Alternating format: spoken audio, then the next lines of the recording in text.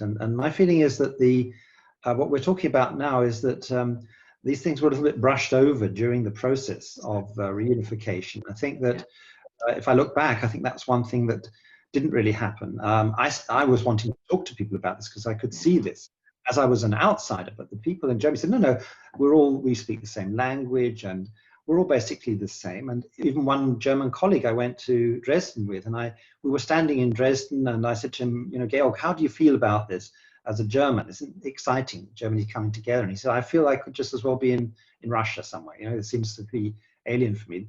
But generally, I think there was not so much interest. I don't think some of those more subtle cultural differences were taken into account. And as we know, when you deal with cultures that are quite close, this can be dangerous. I've had that between Germany and Austria. People say, oh, it's all the same. Or I experienced with UK and US. I think, okay, we speak the same language, but I find actually dealing with Americans more difficult than dealing with We're not so easy, are we, Rob? I'm amazed that we can talk to each other here, apparently. No, I think that was underestimated. Maybe those things are coming out now, but and I think it's absolutely vital.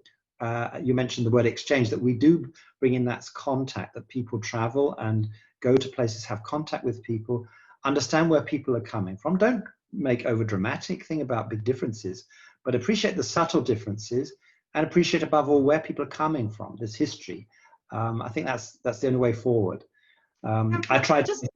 I'm sorry, but you're making me think now, and I was just thinking, and just thinking about openness, and I do think we're still struggling with just being open to each other, and open to other styles. I mean, I remember having a discussion with a East German woman north of Berlin, so in Brandenburg, and she said, if you know German, then you know that the East Germans and the West Germans use different times. Yeah, there's 3:42 and there's 4:42, and so 3:42, or they say 2:45 in East Germany, and then they'll say 1:45 in the West. That somebody from the West corrected her, and just said, oh, that's not the way you say it. You have to say 1:45. And I'm just thinking about this openness and just kind of going, instead of going, no, that's not the right way to say it, but maybe just asking and say, oh, tell me about this 3:42, 3:45.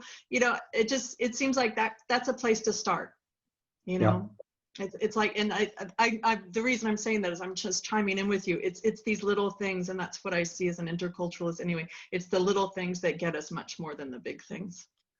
Absolutely, yeah. And I think it can only come through this, as you say, this openness and this just more exposure to each other and realizing the background of people.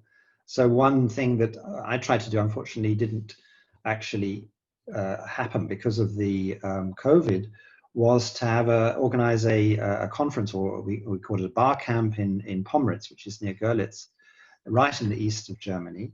And the reactions from some of the colleagues in the West was interesting. They said it's too far away. And I said to them, that used to irritate me, because I said, well, too far away from where? It's not too far away from Dresden. It's half an hour from Dresden. Well, it's too far away from Frankfurt, Frankfurt am Main, not from Frankfurt an der Oder. So this was actually an interesting perspective, and the idea of it was actually to bring people, a lot of the colleagues who are in this organization from West Germany, and to spend some time in this area, which is actually very beautiful. Görlitz is a fantastically beautiful town, which many people in the West have never even heard of or haven't been to. I only went there because I had to go there for work, because there's a turbine factory there from Siemens, and I was amazed at what a beautiful place it was. It's actually used as a film set for Paris. In fact, once we went there and all the signs were in French, and they were filming around the world in 80 days using this as Paris. So this was actually, there are those jewels, and there's a lot of actually classic German culture is in fact in the former East Germany. If you think of Weimar. It's a very wealthy area, especially that Sachsen area was extremely wealthy. It's going through there. It's like, wow, you can really see where that money was and the culture was. Fascinating. Yeah, very important for understanding German culture. So maybe now is the time that people can do that. Perhaps it's too late to repair some of the things that went wrong. And I could understand at the time, and we have to understand also the politicians, when I think about perhaps it went too quickly, perhaps it was a too one-way process, it would be the criticisms. Yeah. But I think you have to appreciate the whole global political situation at the time, that I think there was a real fear that you have to grasp this opportunity that actually it may not be possible to get German unification if we wait around too long, because what's going to happen in Russia, we don't know. And not everybody in Europe was so keen on this too. If you think of the attitude of the Margaret Thatcher government from the UK, they were not so enthusiastic about having a united Germany.